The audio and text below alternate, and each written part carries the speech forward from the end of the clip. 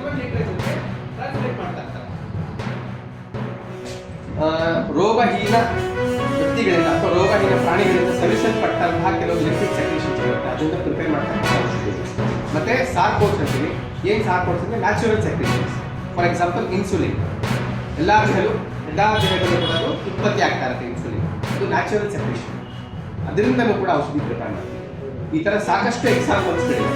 ಮುಖ್ಯವಾಗಿ ಇಷ್ಟು ಕಿಂಗ್ಡಮ್ಸ್ ಮೇಲೆ, ಇದನ್ನ ಕಿಂಗ್ಡಮ್ಸ್ ಅಂತ ಕರಿತೀವಿ, ಇಷ್ಟು ಕಿಂಗ್ಡಮ್ಸ್ ಮೇಲೆ ಹೋಮಿಯೋಪತಿ ಔಷಧಿಗಳು ಅವಲಂಬಿತವಾಗಿದೆ. ಇದರಿಂದ ತಯಾರಾಗಿದೆ.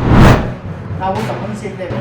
ಆ ದಿಕ್ಕಿನಲ್ಲಿ ಅನೇಕ ಶಾಸ್ತ್ರಗಳು ಕೂಡ ಮನುಷ್ಯ ಸಂಪೂರ್ಣವಾದ, ದಿವ್ಯವಾದ, ಅನಂತವಾದ, ತೇಜಸ್ಸಿನ ಮತ್ತು ಶಕ್ತಿಯುತವಾದ ಆಂತರಿಕ ಮತ್ತು ಮಾನಸಿಕ ಆರೋಗ್ಯವನ್ನು ದೃಢತೆಯಿಂದ ಬದುಕಲಿಕ್ಕೆ, ತನ್ನ ಜೀವನದ ಕ್ಷಣವನ್ನು ಆರೋಗ್ಯದಾಯಕವಾಗಿ ಕಳೆಯಲಿಕ್ಕೆ ಈ ಸಾಹಿತ್ಯದ ಪ್ರಭಾವ ತುಂಬ ಮುಖ್ಯ. ಅಡಿಟ್ ಆಗ್ಬಿಟ್ಟಿದೆ ಒಂದು ರೀತಿಯಲ್ಲಿ.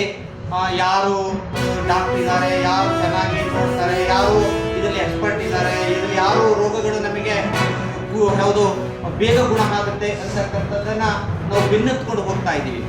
ಆದರೆ ಈ ಅಲೋಪತಿಗಿಂತ, ಇಂಗ್ಲೀಷ್ ಮೆಡಿಸಿನ್ಗಿಂತ ಹೋಮಿಯೋಪತಿ ನಮಗೆ ಕಡಿಮೆ ಅಥವಾ ಅಂತರಗಳನ್ನು ತೆಗೆದುಕೊಳ್ತಾ ಹೋದ್ರು, ಅದನ್ನು ಗುಣಪಡಿಸ್ತಕ್ಕಂಥ ದಿನಗಳು ಜಾಸ್ತಿ ಆಗ್ತಾ ಹೋದ್ರೂ ನಮಗೆ ಯಾವುದೇ ಅಡ್ಡ ಪರಿಣಾಮಗಳಿಲ್ಲ.